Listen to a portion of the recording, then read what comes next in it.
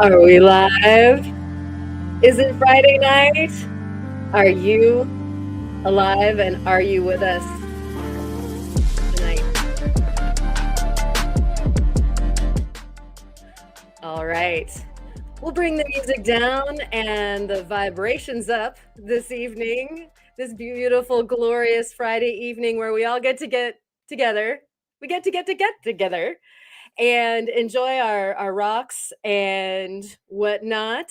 Your week. How was your week? And how are your rocks doing? If they're cold, then you're cold. Bring them inside. I know a lot of you guys have been showing off your outdoor rock studios, how to deal with some of these winter temperatures, and I hope that you and your rocks are staying warm. But first, Ken is here tonight and says hi to everyone and also from Lisa. And it is good to hear from the both of you. It sounds like she's in the shower. Maybe she's getting her rocks clean along with herself. And Bob's Rocks is here tonight. And Cindy is here in the house. Hello to you. And oh my gosh, we're getting this thing started with a bell and a bang. Here's this. Uh-oh, uh-oh. It's way out of the shot.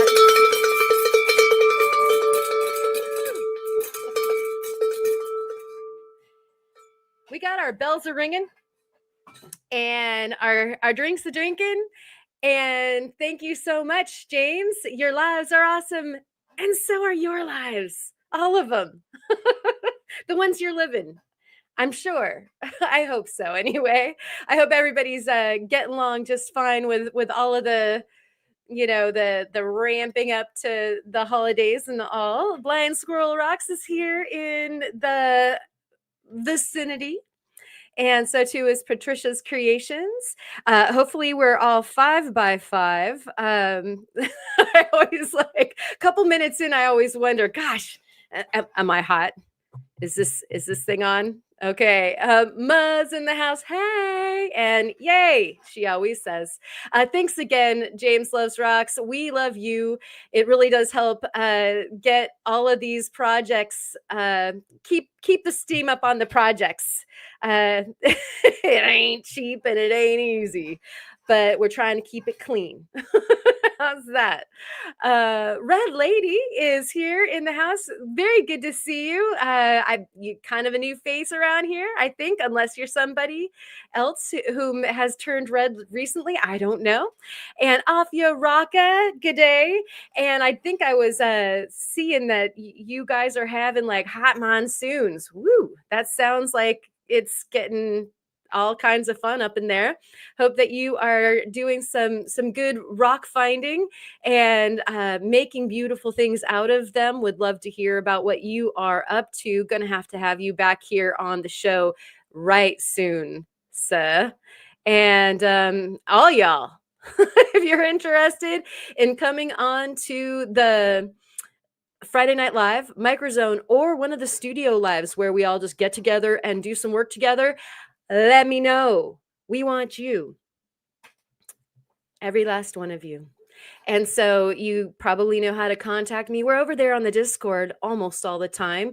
And we do have the studio lives going on over there as well, usually headed up by our beloved Jahik.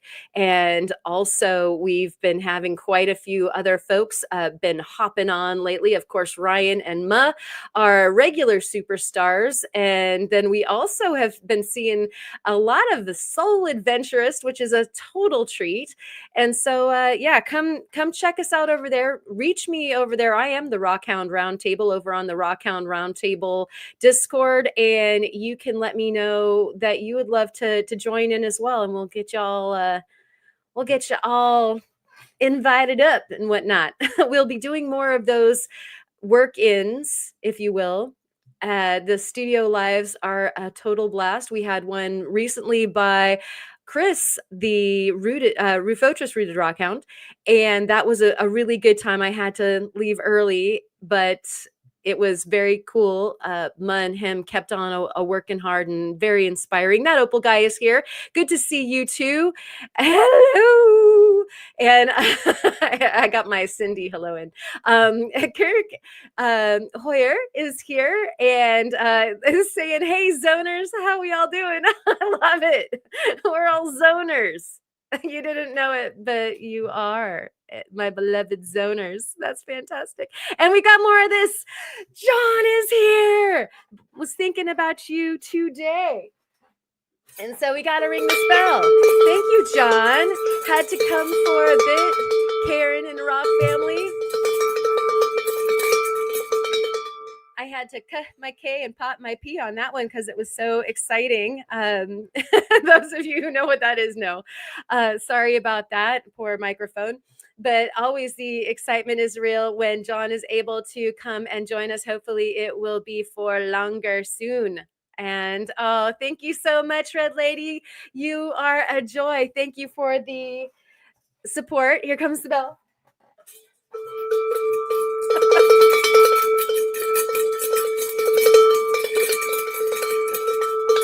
And it looks like Jahik, the ears were burning, has entered the room as well. Thank you for the support, John and Red Lady. You guys are awesome, along with James and all of you out there watching. You are appreciated. If you're in the chat, thank you so much for coming and joining. We want to hear from you. Everybody in the chat wants to hear how you're doing and how cold your rocks are. If you're getting studio work done, what are the things that you're working on in your studio? We're going to talk a little bit about that tonight and share some ideas. And we're going to learn a little bit about one of my new old little friends. And we're going to look at some stuff underneath the microscope tonight. Cheryl, Soul Adventurist, she instructed Kyle to put a fossil echinoid, a sea urchin, into my box so that we can check it out underneath the MicrOzone. What is special about this fossil is that he cut it in half, and I believed he did the polished job on the inside so that we can see what's inside. And so we're going to. Can you tell I'm just a touch excited? So we're going to MicrOzone out a bit this evening. And Cindy's feeling like a newbie again. I'm wondering how come. We would love to hear about that. Everybody's saying hello to everybody else, and I love it. Always got something going on my wheels of steel. Well, that's exactly what we wanted to hear. Hopefully everybody's wheels of steels are rolling, but definitely going to have to see in first person. So we'll have to get y'all on the show. All y'all, like I said, oh my gosh. And we've got this over here. Cindy has put the word out that she needs a hippopotamus for Christmas. Just saying, Santa. So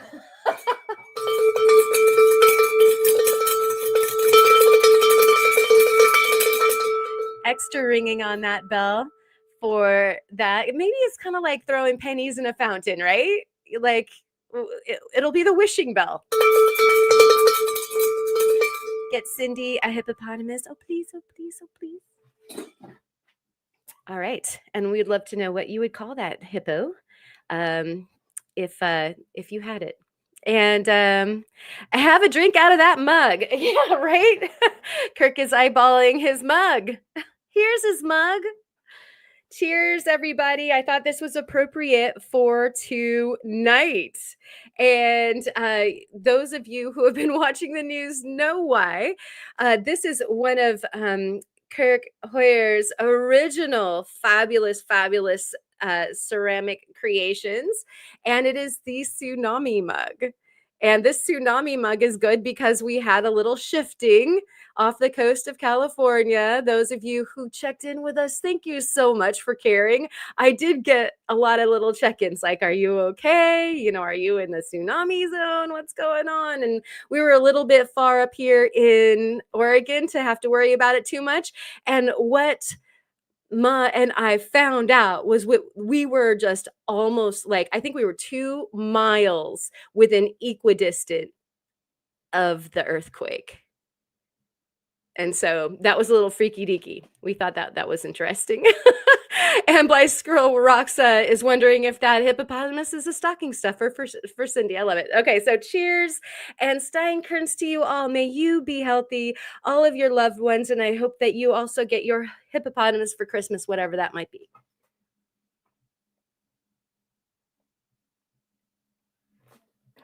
Yeah. Thank you, Kirk, for that wonderful, wonderful tsunami mug. You can see the tsunami right behind me right now, like a big old wave. Wah, it's going this way. Wah, and you get pitted. Wah, that thing. And let us keep going. I digress, of course. Kurt is in the house. Hi, Kurt. Good to see you. And we are getting down. I got a little bit behind here in the chat. Now, I also know that this is either a diversion from if you can't rock hound on David's lives tonight, then I understand. Come over here and if you need to like hold on to some of your money, but also just know we're gonna go on for the usual, but we won't run terribly long because I know that there's some interesting things going on the interwebs tonight. When he and ER roll out their stuff. And so um, John is saying that still breathing, so it's a great day. Yeah, right? That totally fits. Fantastic. And uh, Kurt is looking up the earthquake that we had, and what's interesting about the earthquake was that it is on kind of like this an intersection of the tectonic plates, the Gordo and the Juan de Fuca plate, and the Juan de Fuca is the one that's kind of uh, famous for gonna want to sink all of Oregon kind of subduction zone drama. And so when they say that, we're gonna fall into the ocean, that's the one that they're talking about. Well, it is actually a good thing that it's letting off some stress. It's getting some moving going. And apparently they felt that I believe I heard both that it was a 7.0 and a 7.3. That's a fairly large magnitude. That is like of the magnitude of the one that we had in 89 that brought down a little section of the Bay Bridge in the Bay Area, and the Nimitz overpass came down, and quite a bit of structural damage around the Bay Area happened. It was I was there. I had part of my apartment complex kind of topple over, and so it was kind of interesting times. And so it's nice that the Earth is letting off a little bit of its stress, and hopefully anybody who was in the blast zone didn't have anything bad happened. And yeah, Cindy is talking about the postal strike, and I'm so sorry for that. It is not cool that the whole postal system is kind of bringing things to a screeching halt. I hope that everybody gets that smoothed out so that the post can run for Christmas for sure. Yeah, it's that the Mendocino Triple Junction. It's got a catchy name and everything. Very cool. Hey, Lava Bison's in the house, and we are rock stars tonight and every night here. And Jahik is also in California. If California falls into the ocean, I'm taking my collection down with me. Do an AI on that one, dude. Like, see what AI wants to do with that. I would love to see that so much. He's been entertaining us over there on the Discord with some very interesting AI generated artwork about rock hounding and paleontology. So I dare you get that thing searching for that image. And let's see. Oh dear. Yeah. I shed tears when the wine falls off the top shelf. Indeed. That is a good reason why to keep it in the wine basement or bottom shelf corner pocket. if at all possible, at least the good stuff. And yes, glad everyone survived the earthquake. It just didn't seem like it was since it was offshore. It's usually when it's underneath things like the Loma Prieta earthquake that I was referring to in '89. That one was underneath things inland, and so that was a bad. But at least this one was out to sea, and because of that, there were the tsunami warnings. But it was a shallow event, and it was a strike slip fault, so those things actually helped it not be quite as bad, apparently. I mean, not in shallow water, but the earthquake itself was in shallow ground, if that makes sense, of the underneath the water. I think they said that there was it was like a mile down, like there was a mile of water on top of it. 'Cause somebody was saying that maybe it wasn't so bad because there wasn't so much water on top, but there was. Um, I nerded out on it really bad, you guys. I've been nerding out on a lot of stuff lately, and so we're gonna get a little brief talk about some synthetic stones too. Which have been really interesting to me lately. And so I would love to pose this question to you right now. What do you think of synthetic stones? Like you've seen some of the artwork that Patrick has done with the YAG, which is, the synthetic garnet, and there's sapphire material, and of course, ruby material. You guys maybe saw the video that Arya Akvan did with Patrick actually on the bulls for the what was that, the ruby, I think, and this synthetic there. So there is a whole synthetic gem market that was created. Originally those gems were made for the use in precision technology devices like lasers and the movement in watches and things like that. And so obviously they're beautiful and they're structurally comparable. So in hardness and in facetability and all that sort of thing, they perform well. And so it's interesting. There's been, a few tribes on what do we do with the synthetics and how embraced are they? And so Soul is here. Good to see you, Soul, and is saying that thankfully never experienced one of them there earthquakes, and instead houses that were rocked by explosions from gas lines. That is frightening, and that is another thing, pardon me, that can happen when you have earthquakes, is that the gas lines break, and then you have like compounded problems. That's what happened a lot in San Francisco and Los Gatos and some of the areas that were in our Bay Area one. And this was actually a question that a lot of us were asking, and so I'm really glad that this was asked. And here's the information from boots on the ground source, Cindy, our roaming reporter up in Canada. UPS and Purolator have stopped taking on deliveries because of the backlog from the strike. Because if you go to USPS right now, they won't take your package. If you want it to go to Canada, they will turn you away at the door. I checked. And so we have a problem with the other couriers as well, which is a darn shame. We're going to have to hit up Santa to make some extra stomps on Christmas Eve. Hopefully Rudolph is up to it, doing some extra laps in Canada. And Spot is here. Spot is lagging at the moment. I'm hoping that that's not your internet. And yet at the same time, I'm hoping that's not yourself as well, that you are lagging. And so Jahik has a secret rock storage bunker inland. He does.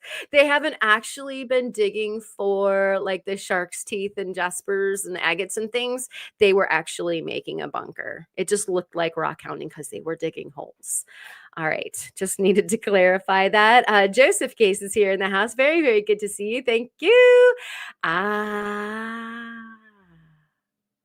And Raka actually names the culprit of my intense interest at this exact moment. Did I spill the beans to you, Manny, or are you just psychic? So yeah, cubic zirconia. And cubic zirconia is probably the biggest frowner, frowned upon gem in the synthetic world in the first place. And so I love that you were saying it's fun to cut. And let's see. Yes, the Marina fire was serious. Synthetics, my word. Okay, so here we go. And Joseph says, I don't care. I don't much care for anything unless it's something I can't afford. Well, there's a really good argument for synthetics right there. That's interesting. And we have John here. I do not oppose synthetics. They can be used in a number of applications, which allows more of the natural ones available for collectors as well. So again, it takes a little bit of pressure off of the market. I really like that. Let's all agree. Oh, no synthetics opals. Okay. And so Joseph is like, we'll put the hammer down or put my foot down on the no synthetic opals argument, because I love this discussion slash argument a lot, and as long as we don't throw any rocks at each other, then I think that this is a very rich and gravid area of discussion, because we all love our rocks, we all love our pretty things, and I'm very interested to hear, like, is it okay for science to intervene here? And it's not a gotcha moment, you guys, because if anything, I'm hanging myself here. A hippo Pegasus cross. Do it. That would be awesome. And then you need to show us. You need to make a video of that. And okay, so everybody's trying to get the get the caught up on our chat here. So we're down here. When CC's came out, we used to joke about people sporting the big flashy jewels and say that diamond or glass, LOL. Exactly. In fact, Melissa and I were having this discussion just back and forth. And I mean, it was somewhat of like the sleazy CZs of the 80s. And so, they kind of came on the market, and we were all taught to have a really bad attitude about them. And I have a little something to say about that, but I just wanted to hear what you guys thought about them first. I got a sad story about someone casting in place black opal because they had seen someone do it with synthetic opal. Oh my gosh, that is a really sad story. You guys all can probably predict what happens to the real opal. Casting in place would mean that you're pouring molten metal of some kind on top of it, presumably either gold or sterling silver, both of them having to be up around, I believe 1500 to 2000 Fahrenheit, whatever Celsius business that is. But it's hot, a little too hot for opals. You can actually cast in place a good number of gemstones, including sunstones and diamonds and sapphires and things like that. Although I think the sapphires do a thing with heat as well. I mean, they're heat treated. So yeah, check before you cast. A pegopotamus. Again, yes. That's fantastic. A hipposis. I love it. Silver. Yeah. And Ken's, yeah, shrapnel. You would think so. And let's see. Okay, Joseph, thank you so much for hanging out. And Allison is in the house watching on the is in her house actually too. I misread my own words when I was speaking them. That's kind of weird. I've been watching on the TV while my phone got a little charge. Yay! Thank you for coming. And Jeff is here as well. Hey, I do hope that that you are maybe making some nice acquisitions. We all know that most folks are having one eyeball on one screen and another eyeball on the other, just making sure that they don't miss any of the good sales.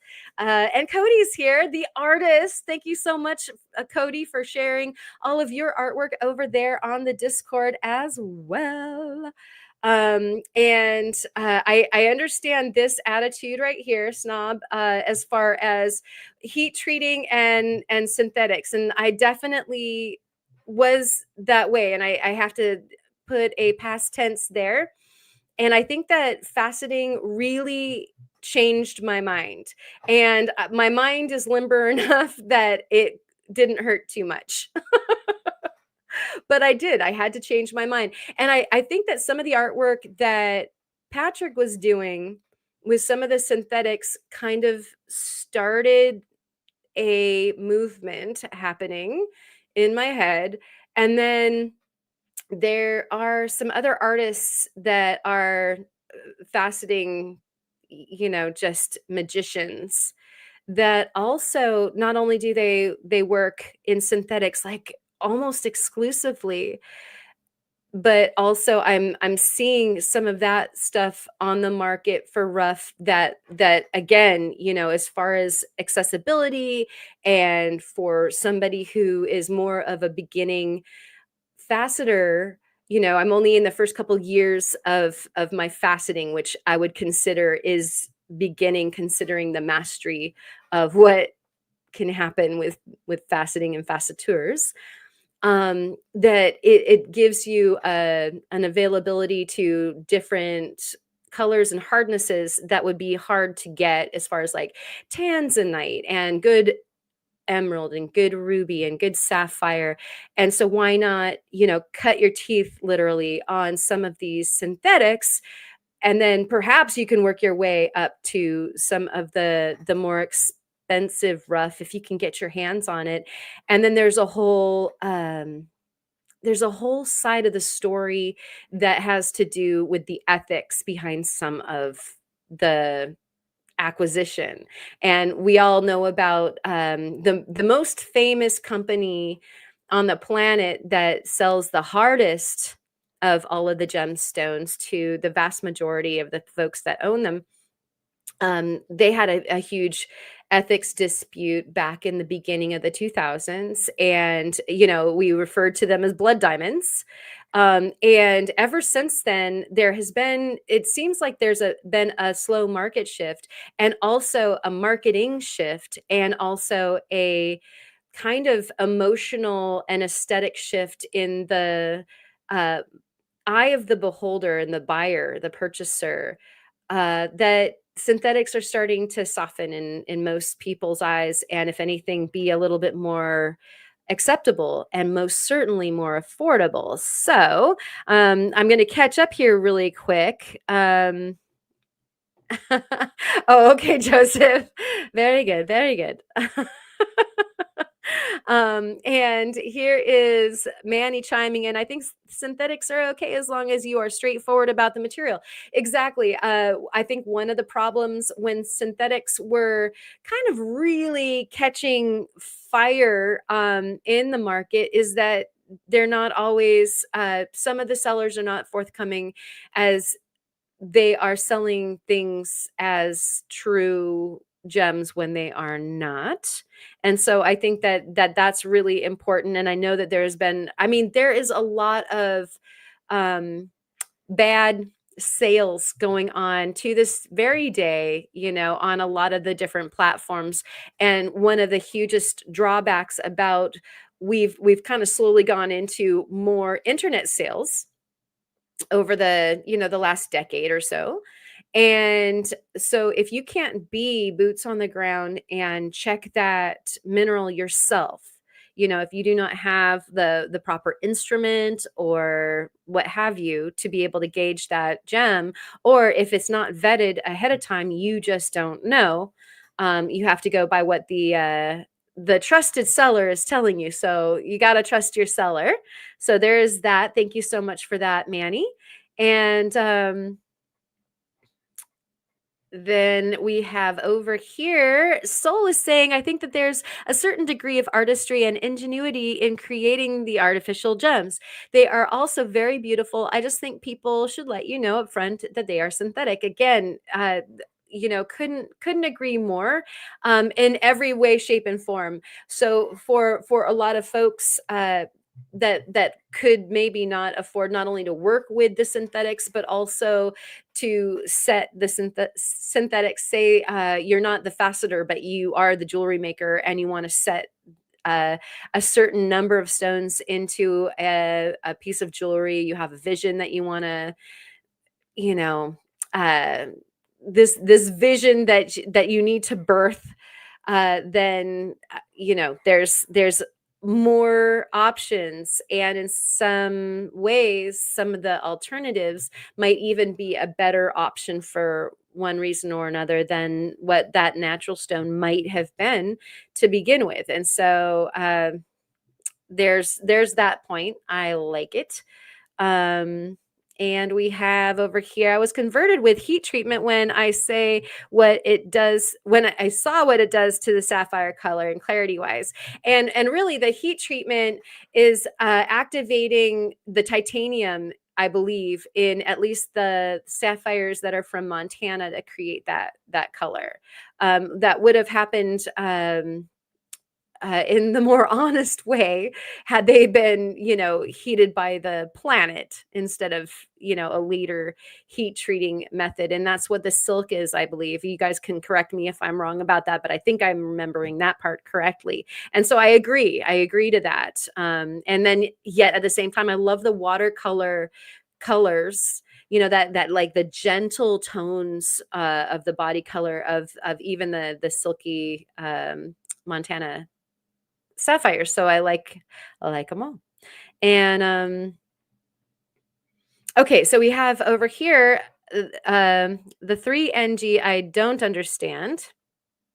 And maybe y'all can help, is why so many synthetic gems are very expensive. And so, yeah, this is awesome for you guys. You guys are the panel that we're all asking. And I wanted to have this be a discussion. And so I would love if y'all, that know something about this or have your ideas about this, definitely chime in. Why are the synthetic gems so expensive? I have my ideas about it, and I'll go ahead and chime in there in a moment. And we have the colored precious stones are far rarer than diamonds. That whole market is pure propaganda. Yeah. And that whole market has really had a huge impact on how we look at some of the synthetic imposters of those clear gems as well. And so, again, we could talk about that. With a lot of synthetics, you can concentrate on the artistry, as there are very few issues you need to deal with as far as the inclusions and the cracks. And so, again, going back to oh my gosh, I just made a tsunami in my cup. I better drink some more of that. I have my saw, like my jeweler's pin, because I was sawing right there with the jeweler's saw, and I am not used to it being there, and so I keep on hitting it with my elbow. So when you change your studio, and you could probably get around your studio blind in the dark, other times, like, yeah, note to self, I changed my studio. But this is an interesting thing about the cubic zirconia, is that there are no inclusions in cubic zirconia. There are in diamonds. You have to watch out. And so you guys know already about like opals and tourmaline and a lot of the other like sunstones. You hit that bad boy wrong, while you're doing the lapidary or whatever, and you're going to cleave a surface off, and whang, like, fourth of the gem just goes all flying away. And so that is one upside to dealing with a synthetic. an interesting thing about the cubic zirconia is that they can contain teeny weeny little gas bubbles.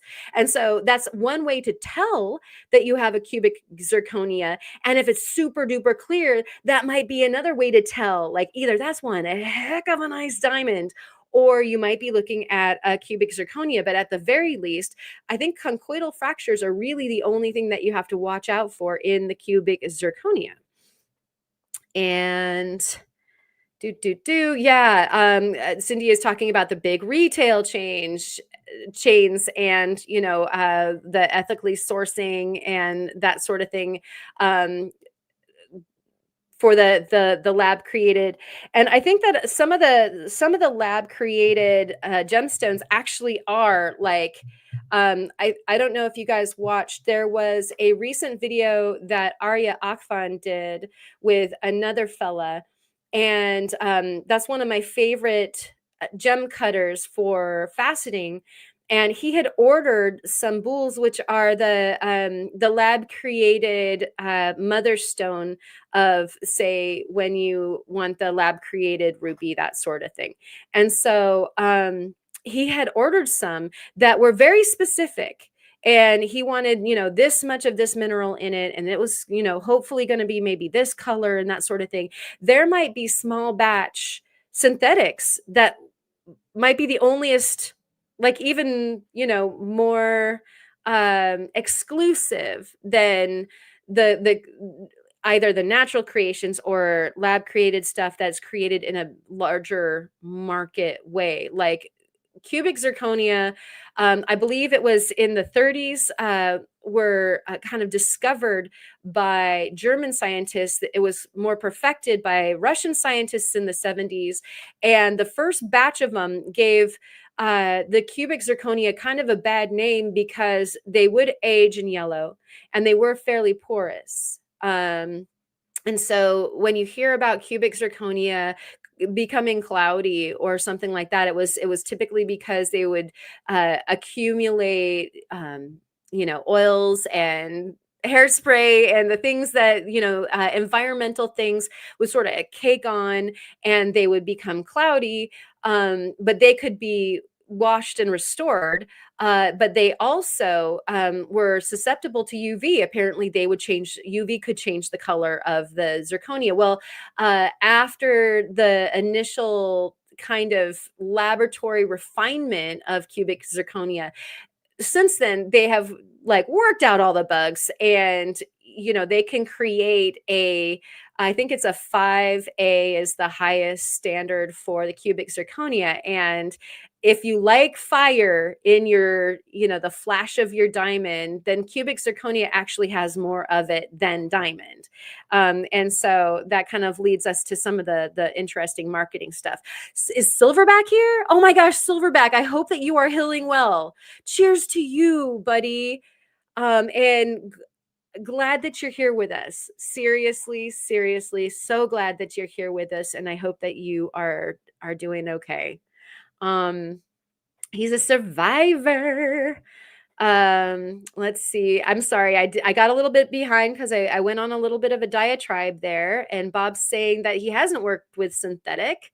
And I'm sorry, I'm swooping down a little bit. And different providers of the different synthetics are going to be different costs. And so we all know that, if you go overseas to certain places, you're going to be getting things for cheaper. There's that.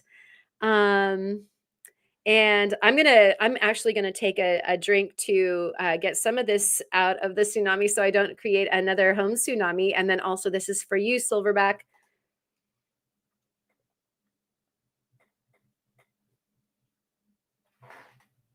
I'm just loving this discussion.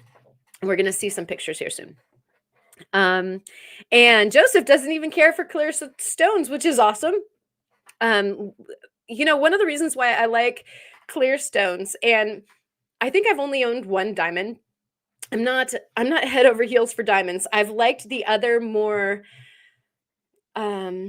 unique stones. And so, opals, like every single one of them is different.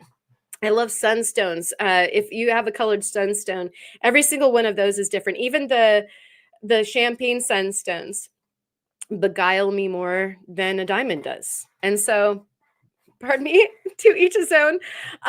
Yeah, that one kicked back a little bit. Excuse me. And we have Rufo here in the house. Cheers and Steinkerns to you all. And Lady Diane is here. Good to see you too.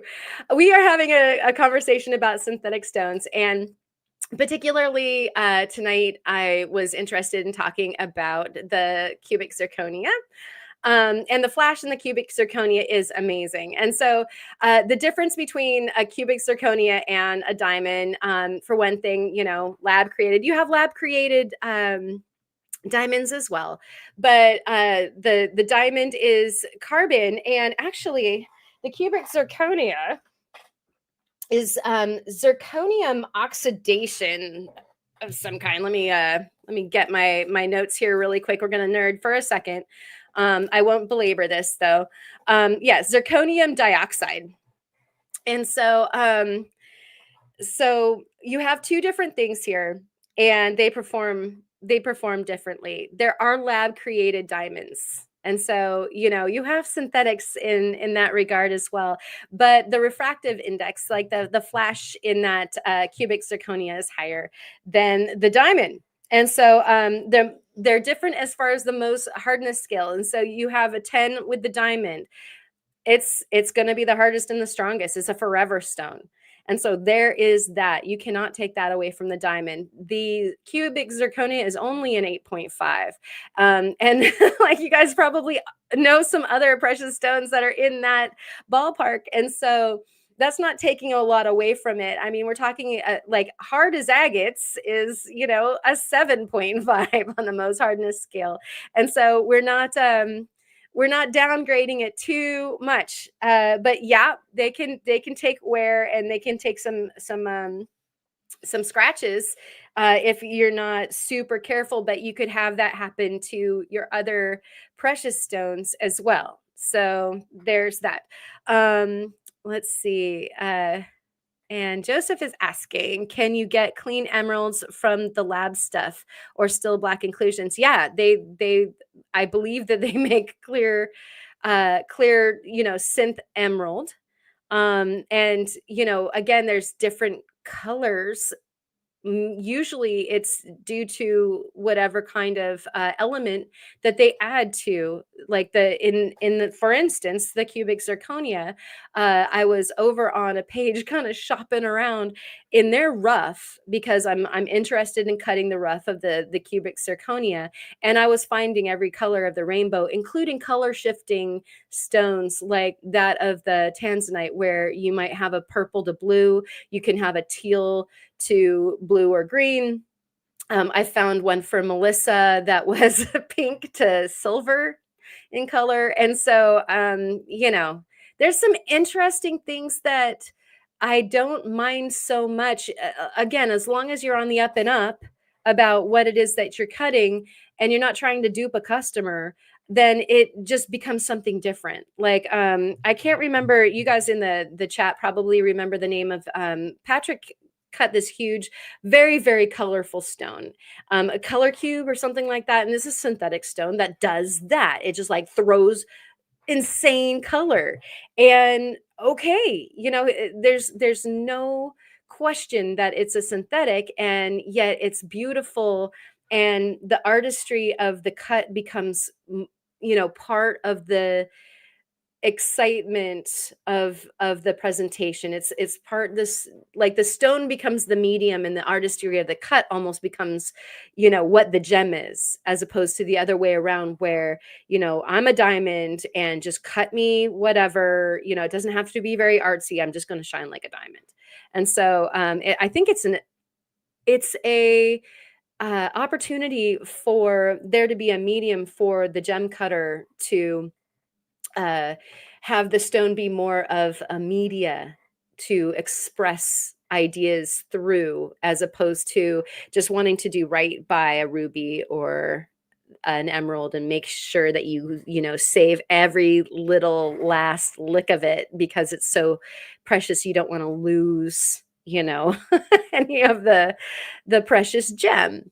And so Rufo's getting ready for Bali. Oh, I'm excited for you. And so what about moissanite? And so we have the moissanite. Not only is there moissanite, which is a 925, which is awesome, and it's not easy to get. It's also an exclusive stone, so expensive, and there is synthetic moissanite as well. And so beautiful, beautiful stone, very included. And so you do have to watch out for fractures in the moissanite. And moissanite has a double refraction. And so depending on how you cut it, it actually will double what is being reflected back at you. So oftentimes the cuts look blurry on a moissanite because of that. That's something I learned through my research on the CZ. And so thank you for asking about that, because I get to sprack out a little factoid. And does have amazing flash to it, as Afia Raka is saying. And I have to say, I hit like the IGA and let's see, IGS and what's the A one? The GIA. Like these are different associations that are,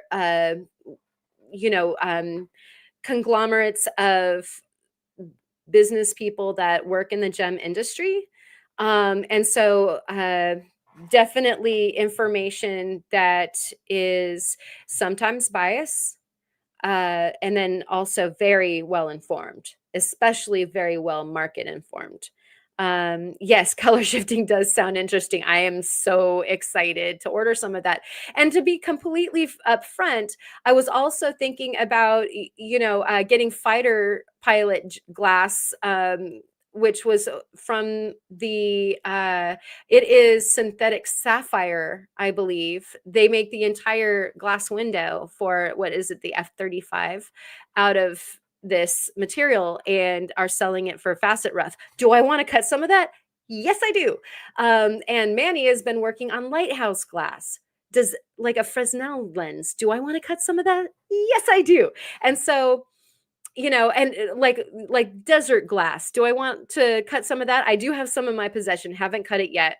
Do I want to cut some of that? Yes, I do. And so I'm just equal opportunity as far as what I'd like to cut, because I find it artistically stimulating to think about where it might come from, what it might do as far as like what I can do as far as an artistic cut goes. And I do not have to worry about the preservation of the material, as far as like making sure that whatever cut it does doesn't take too much material away from the original, because the thing is so precious. And so it takes a little of the pressure off, I think. Yeah, that dichroic glass cube, the X cube, exactly. And it's glass. Is it amazing? It is totally amazing. I love the cuts that I've seen from that. So it is what it is. And Mutt is saying I have a lab created Alessandrite as my wedding ring, and it's awesome. Exactly. Exactly. And there should not be a thing wrong with that. Like nobody should be like, you know, I think that's ridiculous. Just beautiful stuff, beautiful stuff. And hopefully I didn't miss anything. This is neat. Same glass I used to use with my lights for rock bands. I mean, how cool is that? I'd use rock band glass. I mean, this is good stuff. So, okay, here we go. I wasn't naming names, but I'm going to put that up. This is true, I believe.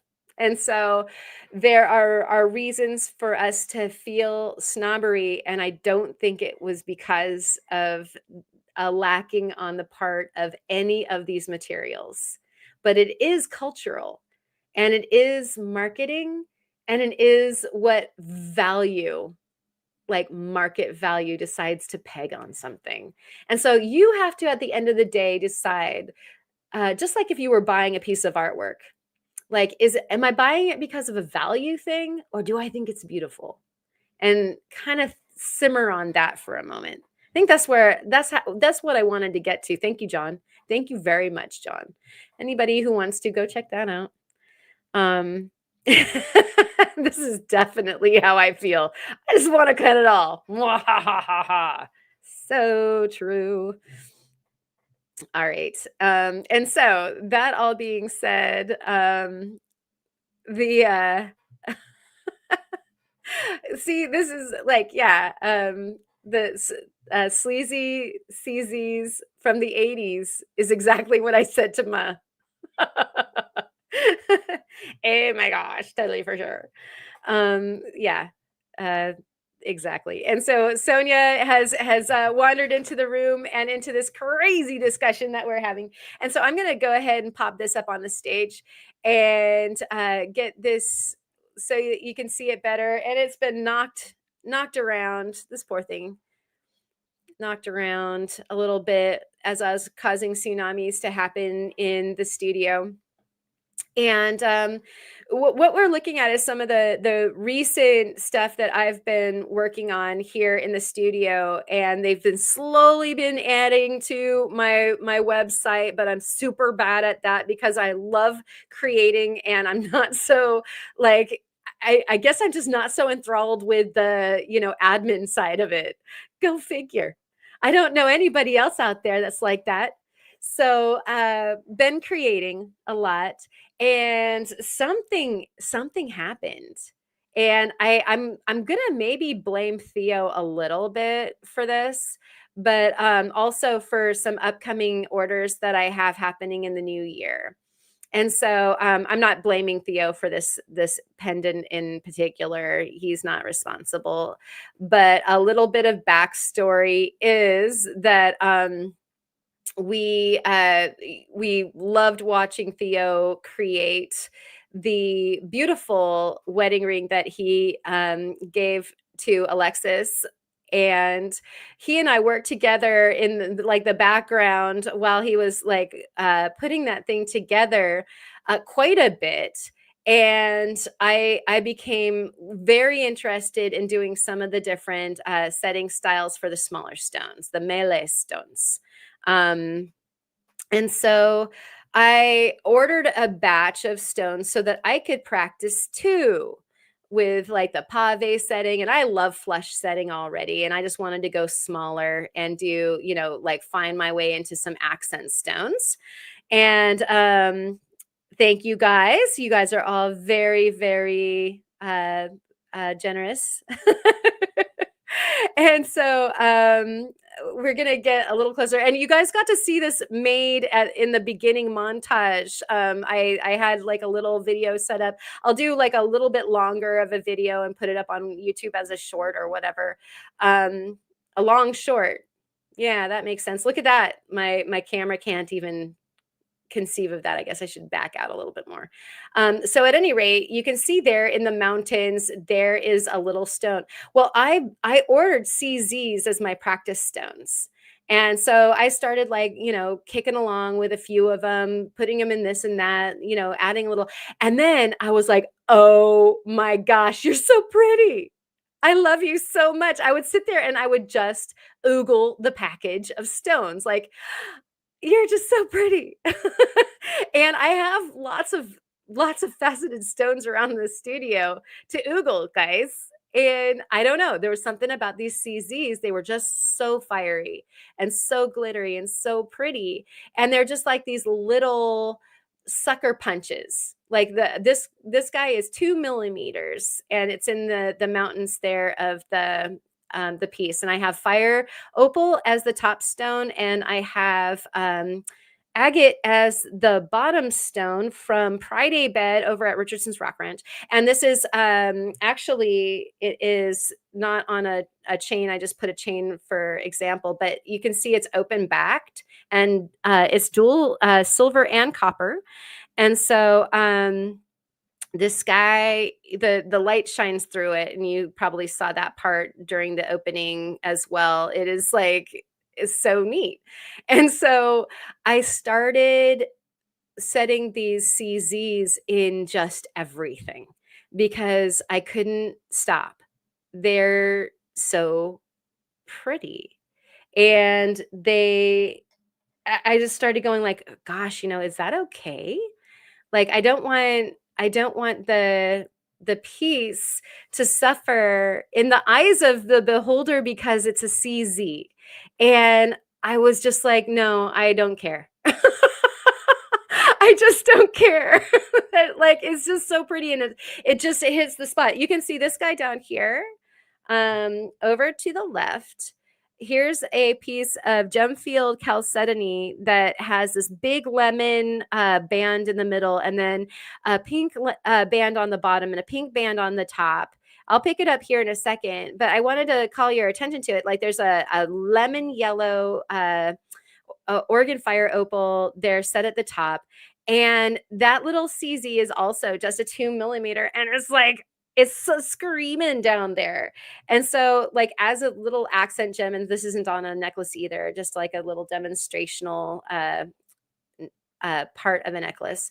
But these guys just started ringing my bell. And I got so excited about setting them that when I started doing planning, oh yeah, and this one actually you can see in the fire opal, it's coming out, I believe, on your video. There's a growth inclusion in the opal, and I set it at the same angle as the banding in the chalcedony below. So hopefully that's coming across. And this is also bicolor as far as the metals, mixed metal. It's silver and copper, because that's kind of the trend in this particular collection, is that it's about like the blending of flash and texture and color. And so this wonderful like coalescence of different textures and different metal and stone colors, and the quality between like a faceted gem and like a smooth cabochon, and the juxtapositions of those things. And so it was just simply about I think that sort of exploration. Look at it. It's so little and it screams. Um, and you can see up here in the corner, you guys that belong to the Discord have seen some of these guys already, but this guy up here on the corner on a piece of coral. By the way, this was a 775 piece of fluorite from Brian, and I believe he's still doing his sales. So check him out if you need some additional stones for your Christmas shopping. But this little guy, this labradorite guy that I actually got the labradorite from Theo. I mean, all in the family here, guys. And Ken gave me this piece of beautiful coral underneath. So this ring, again, like the juxtaposition of, and there goes that one pendant. But here's that the labradorite doing its shiny, and then here's like this bun set little gem, and it's not meant to be a diamond solitaire. It's just meant to, like, look, the lab flashes and so does this little guy, and we've got like a circle and a triangle. And then actually it's I'm sorry, like I'm befuddling the camera again. There's hydrangea blossom texture around the outside, and so just it's textures and color, as far as like what's your juxtaposition type thing.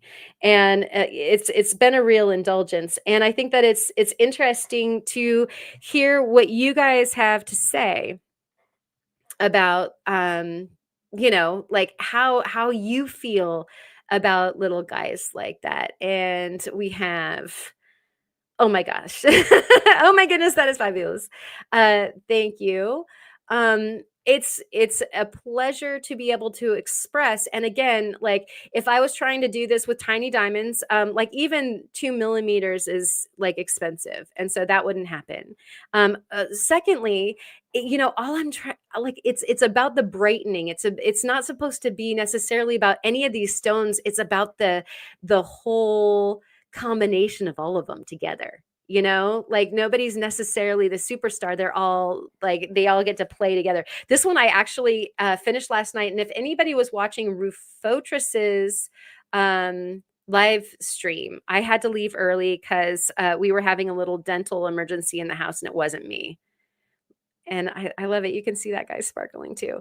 I was working on this ring, but in another um, different piece of silver. And I had a bit of a meltdown, and so I had to kind of start over again, but I'm glad I did. This is a piece of, oh my gosh, it doesn't know what to concentrate on. This is a piece of some silver ore. So that's silver ore down in the bottom. And just it goes into icy white, milky quartz at the top. And then you have a diamond. And then it's the hydrangea blossom around the outside of the 2-to-1 band. But again, like, it's about negative space, it's about positive space, it's about texture. Like, it's about this big white field in this stone, and then these little black dendrites, I don't know. Like, it's almost kind of the less is more thing. And I am, like, you can tell I'm just a tiny bit excited about it, but I did want to share that with you guys. Very classy. Thank you. And so, oh, Oliver is here. Good to see you. And what size ring was which one? Soul. And price point on the lab rings. My gosh. Okay. Was okay. I have some prices over on the website. I believe I have the both of the lab rings are, I think, right around the 95.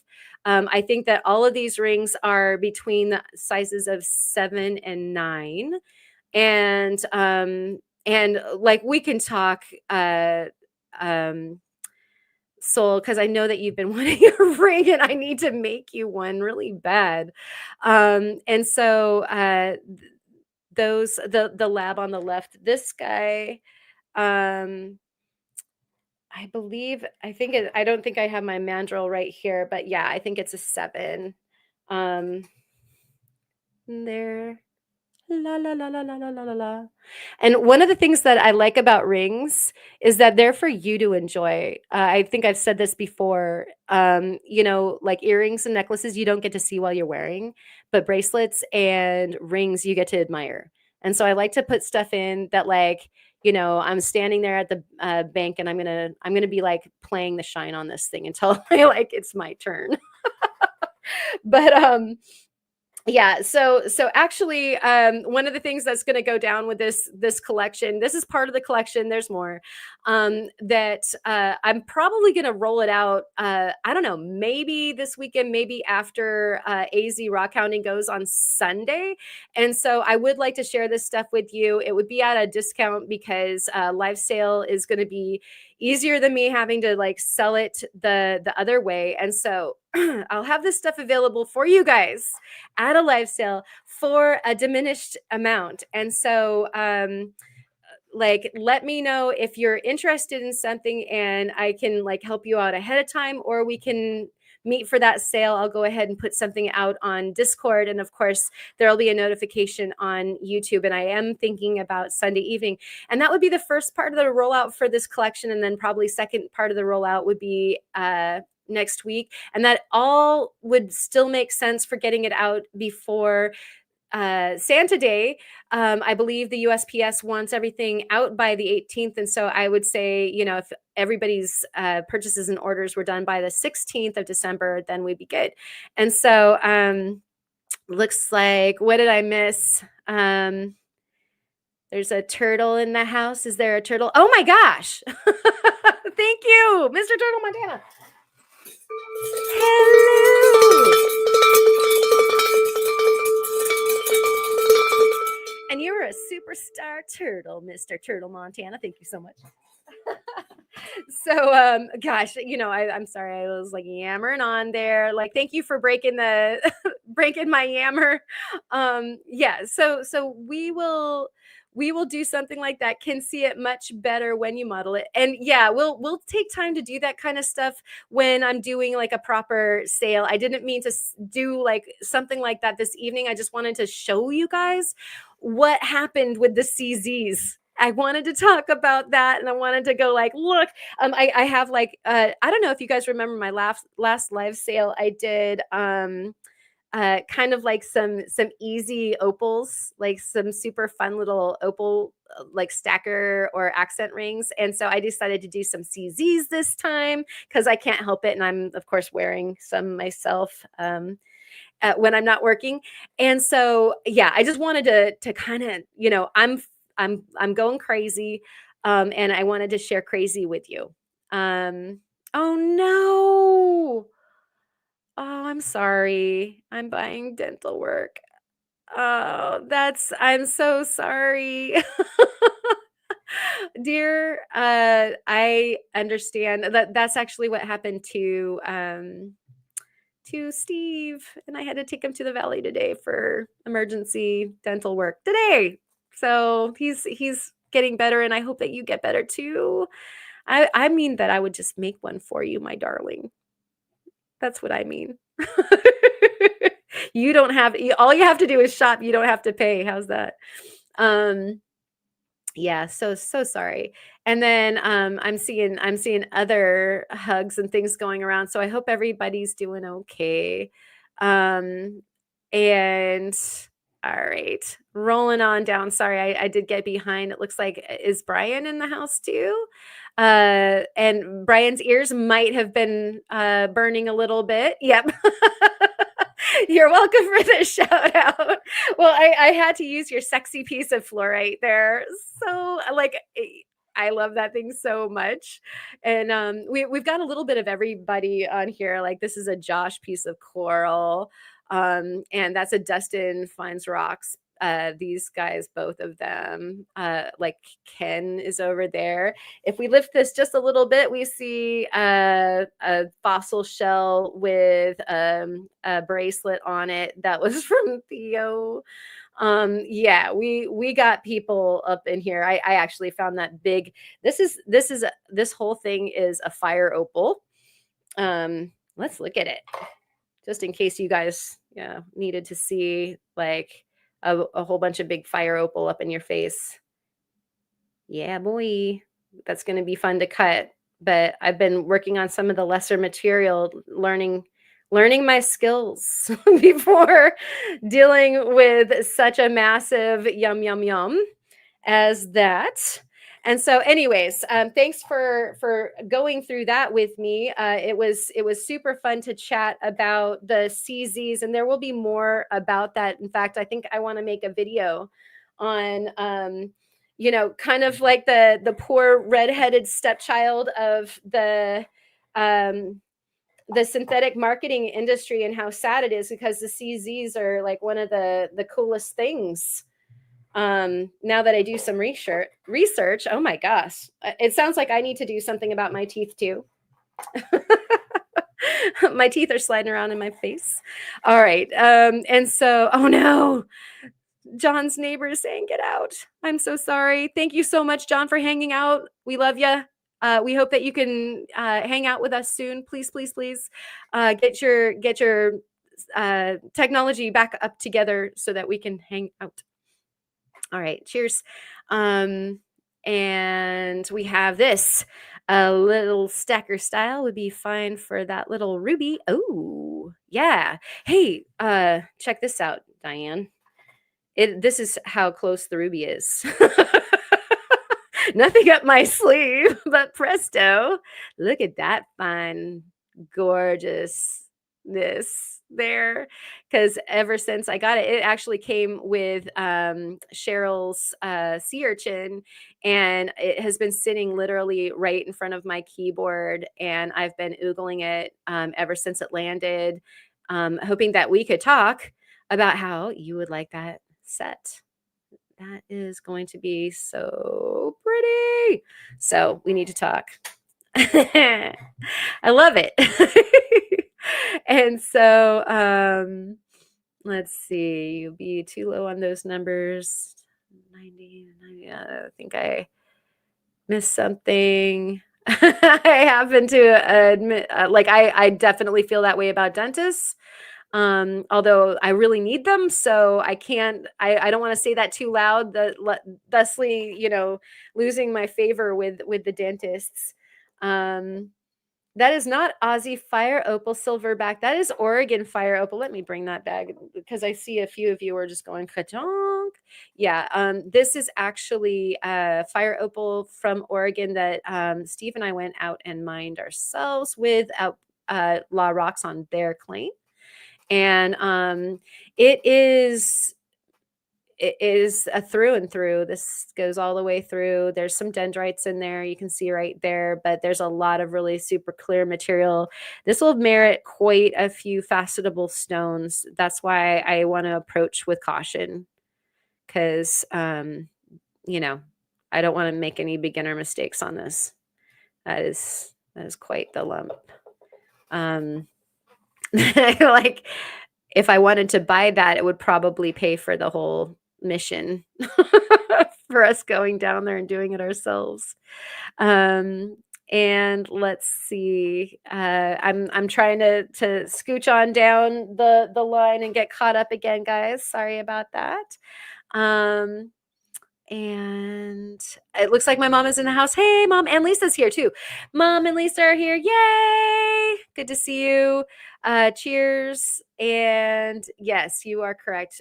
Oregon fire opal, and hopefully that makes you feel better just looking at it. It is really deep. It is really deep, and so I want to be very careful because there's so much there that would merit some really, really impressive, I think, high carat stones, which would be really cool to do. Let's see, which way does it go? I think it goes this way. So what we're looking at here is a fossil echinoid that Soul got from Kyle on one of the live streams. And I think we were all like, "Ooh, what does it look like on the inside?" And I believe he cut it right there during the live stream. And so we get to see how cool it is on the outside. But then Kyle did cut it, and that's what it looks like on the inside. And he did shine it so that we could put it into the MicrOzone, because what it looks like happened here is that, it could have been like a geode or something, right? Because, typically all of the meaty, those of you who are sushi eaters, the uni from inside would have been long gone, or its guts, if you will. And it would have just been a shell. So what do we have here? And what my first speculation was, that this is a time capsule of what was hanging out in the sand and soil and water and muck when the death plate that contained this echinoid settled down. And so we're going to look at a photograph, a picture, a stoppage of time of what was in the sand and sea microscopically at the time in which this decided to become impacted into the earth. And so we're going to take that over to the microscope. But wait, first, we're going to take this bad boy down, and we're going to just take a moment to look at what I have underneath here are the our little CZs. And I left it out of focus when I was just getting set up today, because I thought, wow, that's actually pretty beautiful, because you're seeing the fire or the rainbows. And when I started looking at this, and I was like, what's really weird is that when I look at the CZs under the microscope through the lenses, this is not what I see. I set them underneath the microscope. That's one of the excuses why I have a microscope ladies and gentlemen. Now we're starting to see, oh yeah, like those are the little CZs. You're seeing the bottoms of a lot of them. I put them on a perforated thing, hoping that they would go like top up, and that was a nice hope, but that's not exactly what happened. Um, and so the I look at the projects underneath the microscope when I am trying to set the stones. And I look through not the camera, but I'm actually looking through the eyepieces, and I do not see this. This is a flare that I don't see. This is the camera trying to make sense of what the heck is even going on with these crazy CZs. And so they're throwing like light like crazy, and they're throwing the spectrum also like crazy. And so I thought it might be kind of fun to share with you what these bad boys look like underneath the microscope. At first, I was just going to share like, hey, whenever I'm setting them, they are such an enormous pleasure to set because again, you're looking intimately close at these just, you know, beautiful radiant gems. And that's the pleasure of setting most gems, is that you get to gem gaze with magnification while you're setting them. And so then when I turned the camera on and I started looking at it through the computer, I was like, well, this is even a better light show than I thought. I just wanted to share with you guys what it looked like when I'm working, but this is even better. And so I'm going to get a little bit caught up here. And so what we're looking at, like I said, you see the perforation of actually one of the ceramics that I solder on. Some of you might recognize that. It's it makes it so that that is not a heat sink, um, and that your solder project is the thing that's getting hot, not the thing underneath it. And so you're seeing many of the CZs in like different settled positions. So many of them are face down and pavilion up, and then we're seeing the sides of a few of them, and a couple of them, like that radiant one that's down at the right hand corner, or middle center lower, that is so bright, is probably sitting straight up at us right now. And yeah, lots and lots of rainbows, tiny bubbles. Yeah, start us singing, definite gem gazing. And so we're gonna go ahead and get a little bit closer, because again, the light show, especially, I will admit, you guys, that I was starting to get this set up, and surprised at what I was looking at before I started the live stream. And I was just doing this and going, are you even kidding? This is just fun. So we might have to add this to, I told you that it would be kind of fun to do like just music and some close-ups of things on the microscope for, I don't know, kind of maybe a video, like a Yule log, like just kind of have it on with some nice like chill music, and watch some magnified stuff kind of go by. And so yeah, I just absolutely can't believe how colorful these guys are. And I think the scientist in me um, is able to accept what they are more so than maybe the rock. If I've definitely been a rock snob in the past.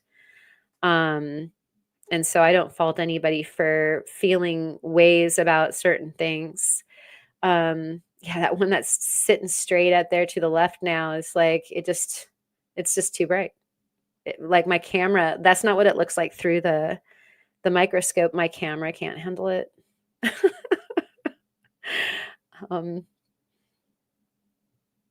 but yeah, I'm finding I'm mellowing quite a bit because this is a scientific experiment gone really, really, really right. Yeah, so we're looking straight into that gem right there because you can see the table quite well, actually. Let me see if I turn the light down a little bit, if we can see that better. There. I mean, that's not bad. That's not ugly, is it, guys? A Pink Floyd light show. Yeah, no kidding. Wallpaper. I know that they didn't want to be hated. They're not trying to be diamonds. They're just cubic zirconia. And that shouldn't be a bad word, I don't think. I think they're beautiful. Ken saw them 5 times. This I don't doubt at all.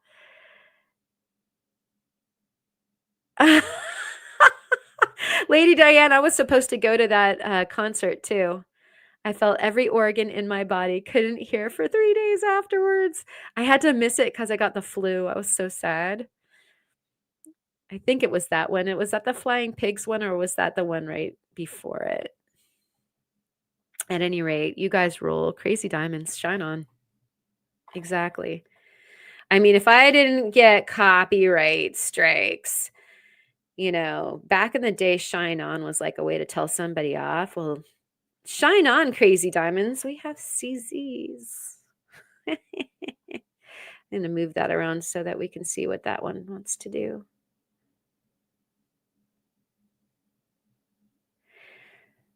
So I guess this has just been sort of a public service announcement for CZs. Don't hate them because they're beautiful or because De Beers told you not to like them. Give Shine a chance. And Jennifer is in the house. And so anyways, I'll take that down and we'll go to the echinoid.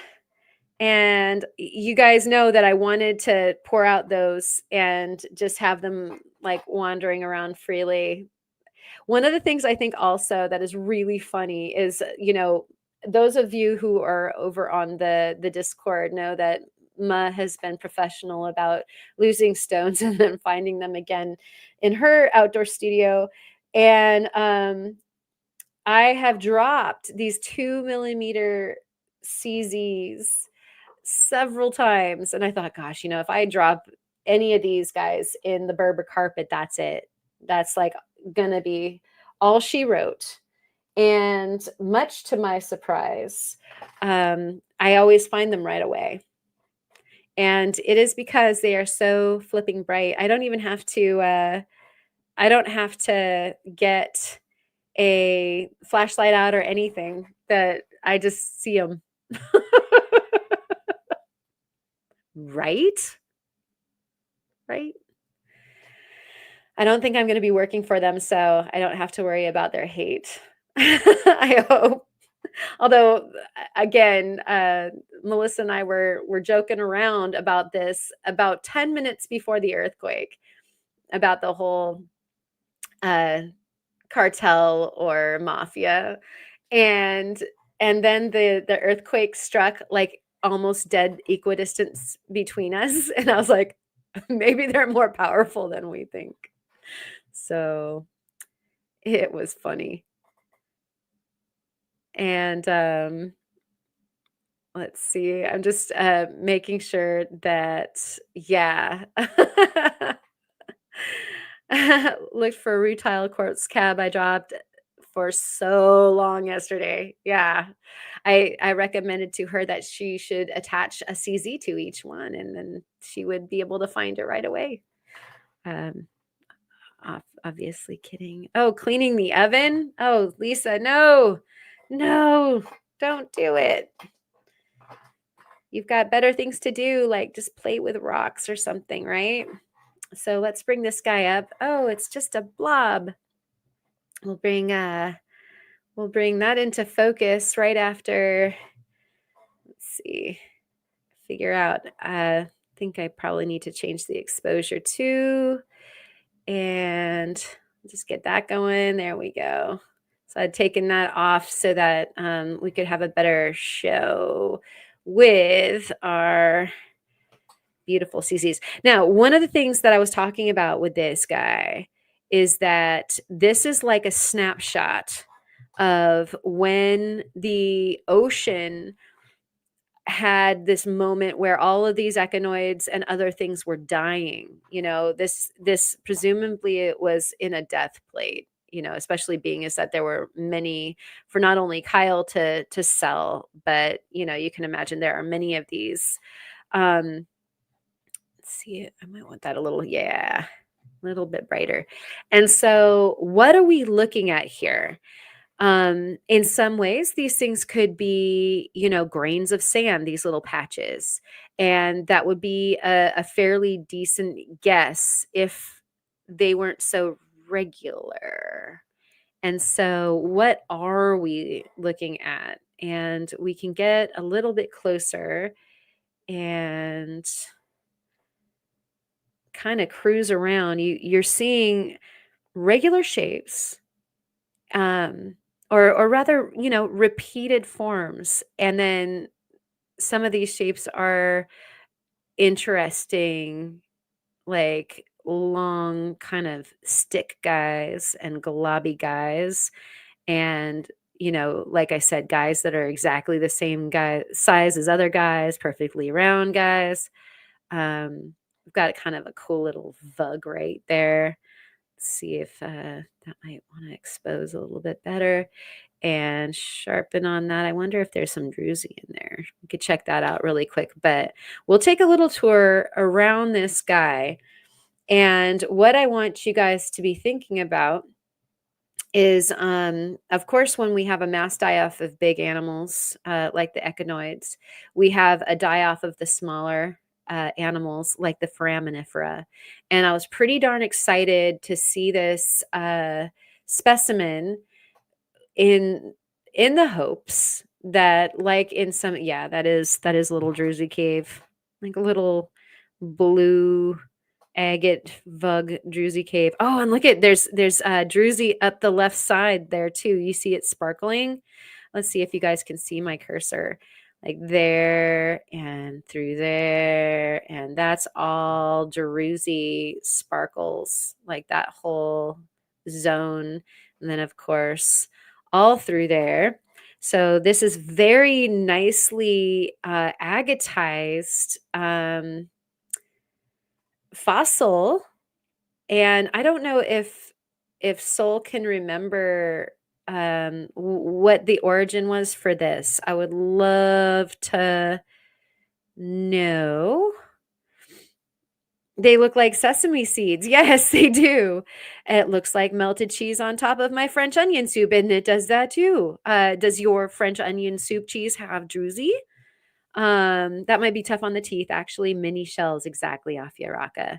Foraminifera are like they do look like just mini shells. They were the original, the OGs of the mini shells, the shells at all. And they are actually made of silica, the foraminifera bodies, and that's why we still have them. So very crystally goodness, and it could be amethyst. You could be correct on that. And let me groove on in because we can go closer and I can improve on that exposure as well. So let's see if we can't get right into that vug. And perhaps that'll answer any of the questions that you have. There we go. Looks like some to me, it looks like some blue fortification agate in there with some very, very lacy kind of inclusion-y agate around the outside. That's quite nice. We see a fair amount of that kind of in like our normal fossils around here on the beach. And so I can't remember how old this is. Don't go into the light. Right? I see heaven. Oh, that's hilarious. Oh, the top left is where you saw the amethyst. It could be that the crystal structure up there might have a a a possible purple tint to it, or it could be the camera doing that. And that is striping. Yes, there's definitely fortification going on in that agate. See how close we can get. I think that might be, whoa, whoa, wow, wow. We got a little bit farther to go. I thought we were at maximum already. And so let's see if we can. We're pumping up the exposure on it so that we can get a much better look. And I'm trying not to move because every single time I move, this is like just that sensitive. So you can see that at the beginning, like that is definitely fortification agate, and it's got some banding through that like wispiness. And then at the lower sort of gloppy part before it meets the doily rim area, there is a little druzy pocket there inside the fortification lines. So it's got its own kind of little geode thing going on. To answer any questions, it's kind of lattice. Yeah, beautiful. Absolutely beautiful. It does have druzy, definitely. The sea salt is druzy.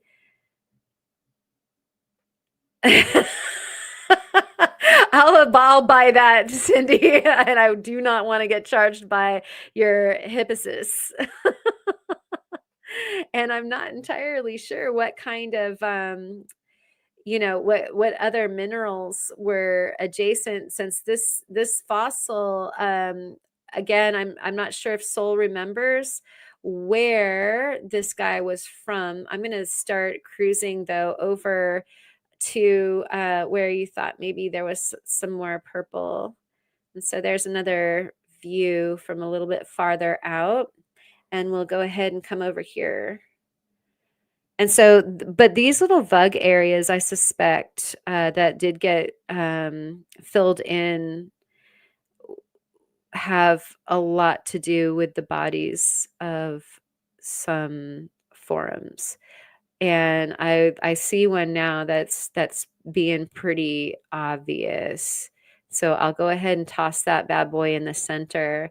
This is kind of like, we were talking about bedazzled. Bedazzling our jeans and stuff like that with CZs. This shape here, you have like an elongate structure that even looks like it was possibly chambered. A lot of the foraminifera were chambered kind of like our nautiloids. And so, in fact, a lot of them look exactly like nautiloids, like an ammonite or something like that, but they're like 1 millimeter or less. And so it's kind of stunning, the microcosm to the macrocosm. But that's the fun of looking for the foraminifera, is like they look just like turritella shells. They look like a spiral shell, although from there's a great departure, and they look like a group of grapes sometimes. I mean, they just have all sorts of, like, if there's alien life forms on this planet, it was like what was here before we got here. These are like fantastic foraminifera. They're very crazy. And let's see, I'm just cruising down. We're asking about like how hard are we tripping here, right? And da, da, da, da.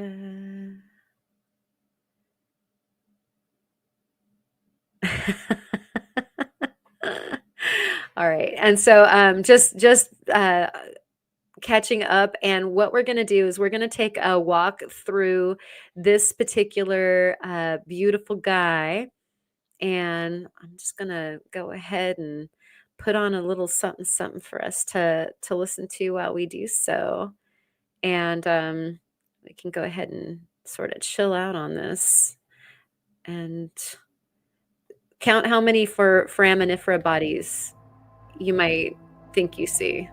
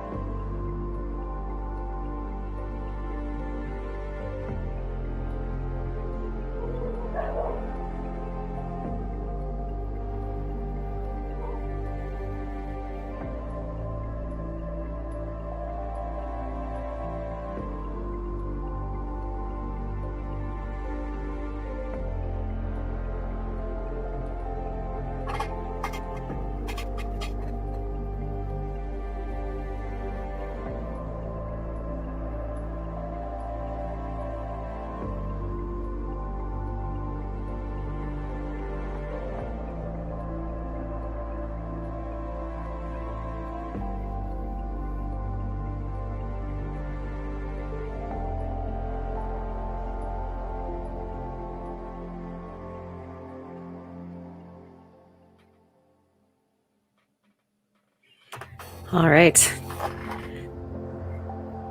What's your count? We are actually looking at some kind of cool bodies right now. We've got that guy. You know, this is probably all just like a bunch of shrapnel. You see this guy right here. We'll get a little bit closer, but you can see a sectioned body right there. What was that? Red passed by? Not sure. Like I said, this is not something that I've really had a chance to look at much before bringing it to your guys' eyes as well. So what I want you to kind of pay attention to is this guy here. You know, we see large sectioned guys, and the foraminifera can definitely vary in size. And like I said, you have a lot of different, like this is a little guy back here in the background. This is probably another one that just didn't age well. Here's even maybe a sectioned guy right here. But like this one right here, I think is pretty interesting because we've got like part of the body right here, maybe even part of the body down there, but we have a sectional that's moving up. And so we're going to just go ahead and see if we can't dive in on this one and see how much of the articulation we can see, because that's actually been part of the fun with these for me as far as foraminifera go, is seeing something like this and then going through the research and seeing if I can't get an identification on it. So sorry, just needing to improve on our, of course, focus, but also that exposure. And so I have the exposure square setup right now. I'll get rid of it here in a second, but as we zoom in, we kind of need its help so that we don't go completely dark. But here we are. I'll get rid of it for a second. We're going to get much closer. But right now, you can see a shadow. Boom, boom, boom, boom, boom, boom, boom, boom, boom. Like all the way up the body of that thing. And so we're going to go ahead and get a little bit closer. But I don't know about you guys, but finding these little ancient critters is so interesting. Is that as close as we get? He's so small. This is as close as we get. Wow. Let me see if I can pull that into better focus. So that's pretty small. We need the I love looking at the forums with my 100 magnification under my lab microscope, because you get to see a little bit more of the exactitude on something like that. But that almost looks like a turritella style shell. But what's interesting is that it also has this larger thing around it, around the perimeter. And a lot of them are really, really fancy like that. Like there's like all these chambers that go on inside them, and then they're surrounded by a larger shell, very much like if you're thinking of a chambered nautilus. Think of all those little the things, the structure around what they use to store the gases so that they can float and that sort of thing. Can't remember what those things are called. Do do do do do do do. And I'm tiptoeing through the chat really quick, getting caught up on everything. Catch up. Playing catch up. All right. And thank you so much, Ken, for hanging out. And could be some stemmy plant stock material, maybe also, definitely. And Lady Anne wins because she's such a kind soul. Definitely. I'm not sure what she won, but I'll ring this bell. Always enjoy everybody's kindness to each other and also to the channel. Very, very appreciated, y'all. This is like all the way zoomed in, so I'm going to zoom back out and to Joseph. It would be really cool to kind of have a little more time to research this particular, like the location for this this fossil, and also the potential of the mineral around it. Like I know a fair amount about our fossil record just through research, and so I can kind of speculate. Okay, well, that red is oxidization from this, and because I know what was going on in the area fairly much, and even then, like I got questions that I'll have to take to the folks over at the Marine Science Center when I stumble across something that I have never seen before. It's how you learn. But I just don't know about the locale and what might have been going on for these guys near enough to speculate. Although there's these kinds of things here where you've got like a lot of pairs of things, and so I'm wondering, what might that be? We can say that they're forums, but or plant stocks or what have you. Gosh, looks like a whole cellular setup going all in the same direction. Like, yeah, was that xylem of some kind that laid down here and got preserved, because those are awfully linear in the same direction now, right? Or is that just kind of like how things, like the current was like taking everybody in the same direction? Here's like this conglomerate. Who knows what was going on there, but that was quite the party. Here's these pairs again. So many pairs of things. There's a lot of the like kind of dual bulb style guys. But here's another, like, if that isn't like a sectional dude, I don't know what is, guys. Like that he's pretty overtly that. And we're looking at a cross section too, which actually a lot of times I prefer because you kind of get a better capture. Because sometimes from the outsides, just like how, a cross section of a stone tells you more about it than looking at the rind on the outside, sometimes I can't tell what's going on with like a weird shape. A lot of the stuff for forums is illustrated as opposed to being a picture. And the illustrations, from the outside, you'd be like, "Yep, piece of sand. Yep, that's a pebble." And then the inside, is this beautiful, detailed, chambered nautilus guy.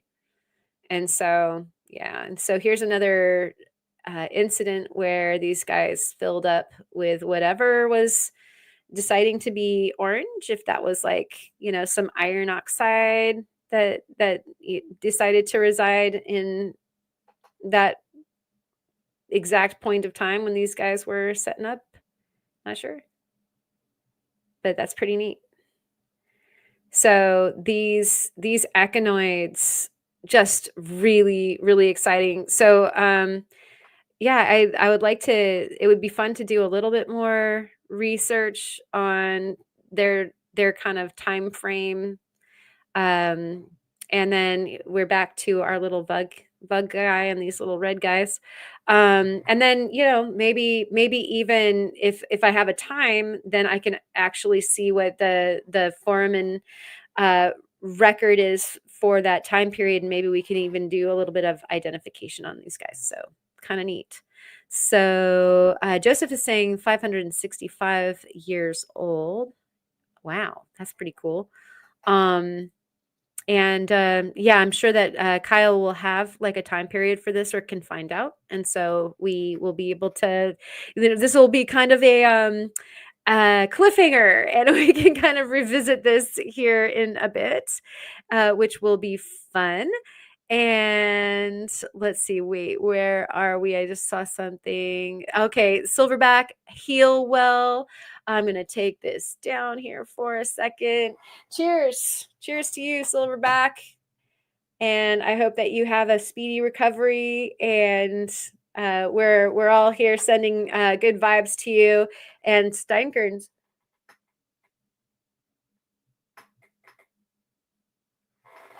I had definitely gotten thirsty there. Needed some tsunami. Morocco. Okay, cool. Okay, so we've got Morocco, and then we just need a time frame. Thank you so much, Soul. You probably had mentioned that up a little bit further. Willow is in the house. I saw you sneak in. Thank you so much for being here. And Kyle says it's from Morocco. Excellent. Thank you. And we'll find out what the date is, and maybe we can do a little figuring out what you've got in your stone. And I'll go ahead and wrap that up, and I'll send it back to you. But it would be kind of cool if we had a little information sheet that I can send back with you, and maybe some microscopic pictures with some of the things identified, so that you have that for your collection record. I think that would be really neat. So everybody, thanks to Soul for sharing that fabulous echinoid with us. And also, let's see, howdy diddy. Howdy diddy to you, Willow. So let's see. Tonight, it looks like Dave's live stream is going to be going on for as long as it does. Tomorrow, I believe that Kyle starts in the morning at 10 o'clock and is going to go until whenever he does. And then also, I think ER is going to start at some point, probably around 5-ish, and go through Saturday. Pardon me. I think Alleluia also should be popping in there at some point. We've got Kyle again on. Oh, and of course Theo always drops on Saturday. Kyle, Sunday morning, I believe again. Both of the sales are going to be at the remote location, so we're not just in his cool little studio at his house. I think everybody gets to go on a field trip this weekend, so that'll be a fun time. Of course, Arizona Rocks has their live after Kyle's. Usually, I think it's right around 5 o'clock, and I'm thinking about doing like a little like chill jewelry live sale after Arizona Rocks goes on Sunday evening. I'm Katie did is in there too. I think she usually drops right around 4 o'clock, and so you've got something to do all day Sunday if you've kind of got chilly stuff going on outside and want to hang out with some rocks on the inside. And so I'll be doing like a very like chill discussion about jewelry, and also we'll like get a better look at the jewelry collection. There will be some giveaways like the blind squirrel rocks fossils, and I've got some of those little stacker easy rings that I will be giving away, and then they'll also be available. And it looks like Kyle just entered the building, and so also howdy everyone. Good. One sale is at the remote spot. Sunday will be at home. Okay, good. Well, we get the best of everything then that way. Thank you for clarifying and setting me straight. But definitely some wonderful Christmas shopping to do with Dave and ER and World of Rock Hounds through the weekend, and entertainment from Theo and AZ Rock Hounding, and of course Katie did. And then if you have a something that's going to go on this weekend, definitely feel free to pop it up in the chat. We would love to it's always so much fun to have an array of things that you can kind of like dance around, and it keeps you company while you're doing your work, whether it be cleaning out ovens or if you're working on studio projects like some lapidary or jewelry making or anything like that. And like, Mom, congratulations on your awesome bracelets. If you're still out there, and it looks like William's here in the house too, the W is here. Good to see you. And and people are scared. I know that last field trip to the warehouse was so awesome, and so do not miss tomorrow, because that's going to be a fun time for sure.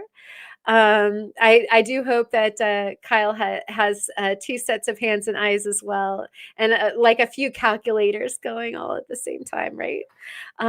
He's gonna take my lunch money. Oh, Willow. That's okay. We'll all eat top ramen together. It's not bad to like start New Year's resolutions on like, I'll just start losing weight early.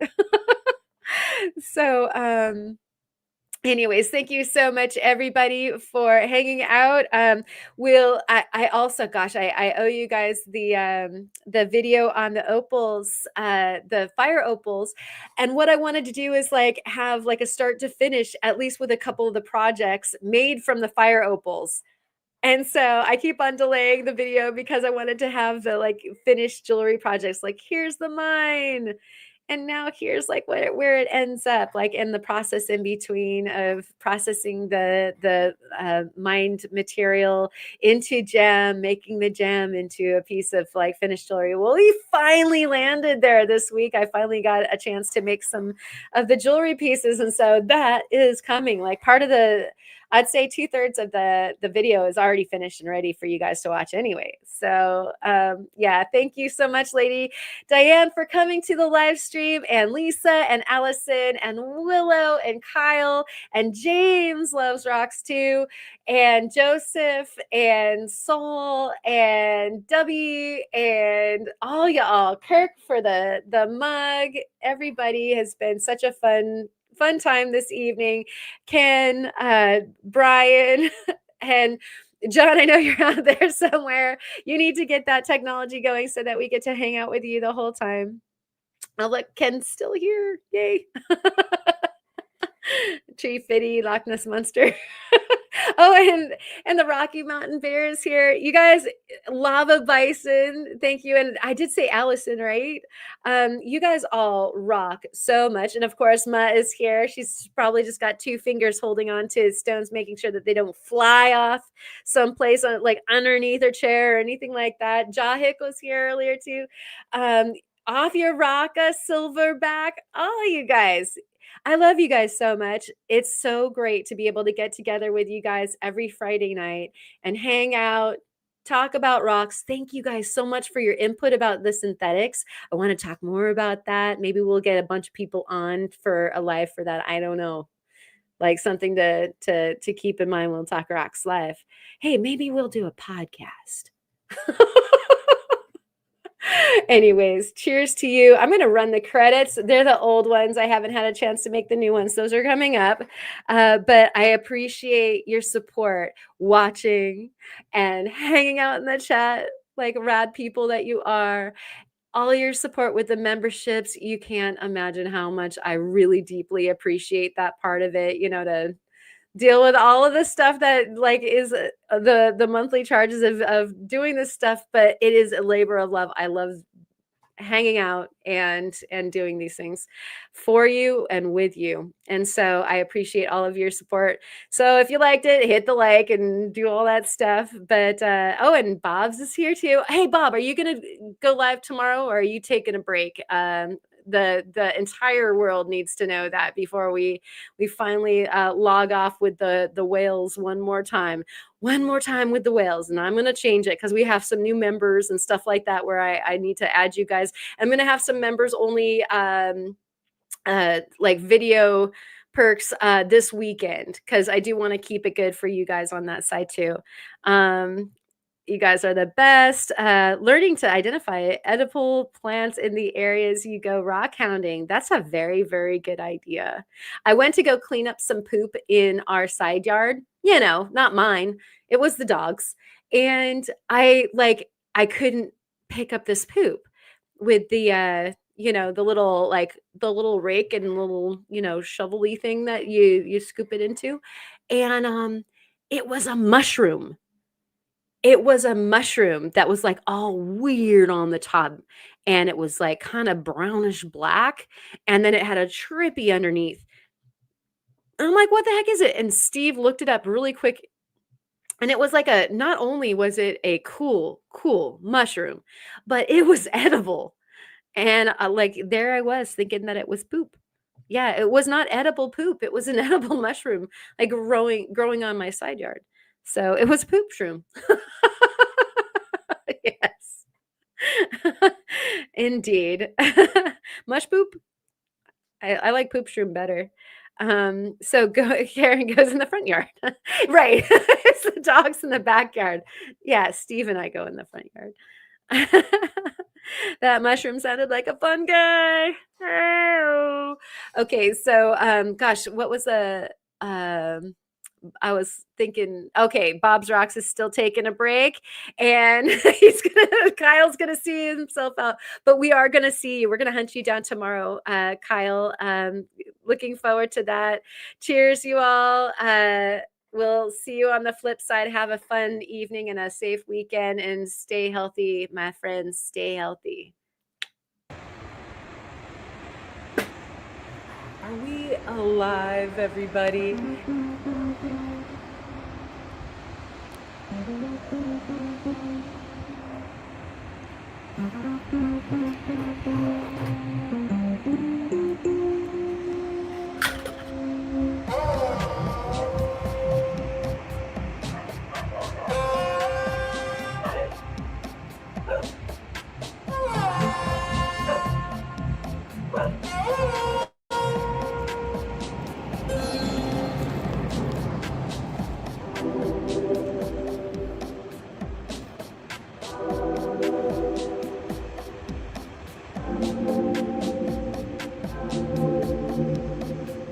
Are you here? Am I here?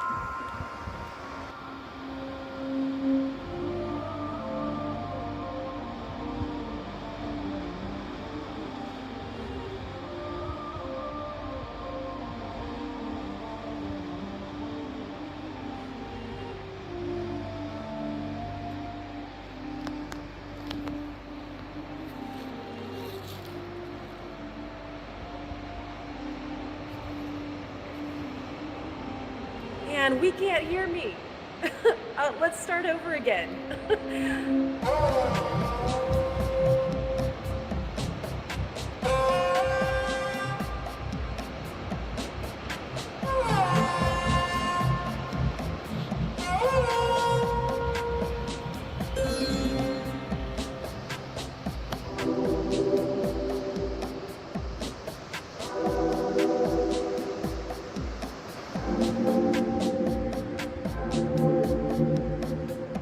Are you here? Am I here?